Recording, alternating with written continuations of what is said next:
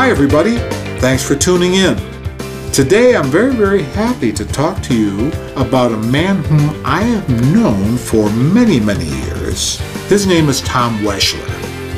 While you might not know that name, you might be interested to know that he's been around rock and roll for years. Not as a musician, mind you, but as a road manager for Bob Seger for 5 years, being around all the stars, the rock and rollers, and photographing them, and also a promoter of the stars. He's done everything rock and roll. So this is a little different for us because we haven't really delved into that idiom of music. But you'll be fascinated, I'm sure. Tom, welcome. Thank you. Thank you for joining us. My pleasure. And I'm going to ask some questions. Of course, the obvious one would be, how did you get started as a photographer? That's an easy one. Okay, go ahead. In 1956, my mom let me borrow her Brownie Hawkeye camera. Mm-hmm. It started with the Beatles. The word was that Ed Sullivan was going to have the Beatles on his television program. Mm-hmm. So that was February 9, 1964. And I thought, okay, I'm going to take pictures of my television with the Beatles on it. Mm-hmm. And I did. At that time, I was already developing my own film, so I didn't have to wait for the drugstore. I went into my bathroom, which was my darkroom too, and developed it and printed about 20 small little prints, taped them in my notebook. Now, I was a sophomore at the time. Mm-hmm. And I got on the bus on Monday morning, the next morning, with my notebook and my other school books, and I sat next to the best looking senior girl I could find. There you go.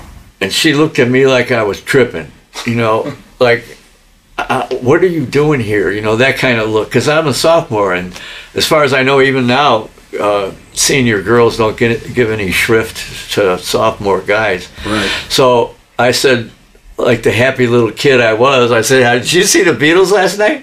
And she goes, yes, didn't everyone? I said, you want to see them again, baby? And I opened my book, and she literally gasped. Oh my God. This is pre-VCR, 1964. You don't see the Beatles again until Ed Sullivan says you're going to see them again. Right. And she looked at those pictures. She said, can I borrow this? And I went, yeah, sure. She goes, I'll give it back to you at lunch. And I sit down right across from her, and she slides $39 across the table in half dollars, quarters, and singles.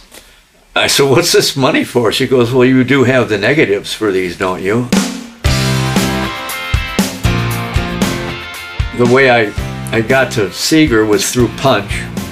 I went... Punch Andrews. Punch Andrews, Bob their Seger's manager. He's been his manager since 1964. I know, a long time. And he still is. So I get down to the hideout, right? And I know Punch kind of, because I've been to the hideout with my friends from Rochester. 2 months later, he got sick, Crinkle did. And Punch called me and said, you're the new road manager. Yeah, but how would that happen? All of a sudden he's investing in you to do this. He knew me because he came to the shows, the local shows, and he knew I knew what I was doing. So Punch said, you're going to be the road manager. The band likes you and I like you. I said, great, how much are you going to pay me? He said, oh, you get $150 a week. I went, oh, okay. I set up equipment for the Doors and for Jimi Hendrix and the Yardbirds. Wow. Sam the Sham and the Pharaohs. Can you believe that? Oh my gosh. Yep.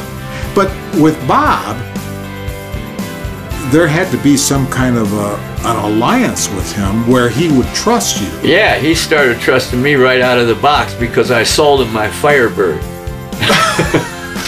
My Gibson Firebird. Right. And I gave him a great deal. And he liked that. And then he would, on Saturdays, when we'd be on the road, I worked for him as road manager for 5 years.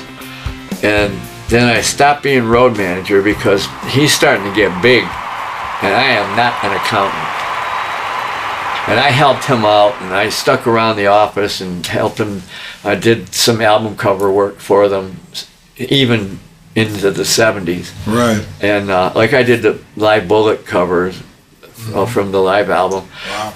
And, you know, we've been friends, and we're still friends. Yeah. You had to have known what his sensitivities, his ways, his demeanors, Had to. his you're up right. times, his down times. You probably saw all that, right? I did. I was aware of it.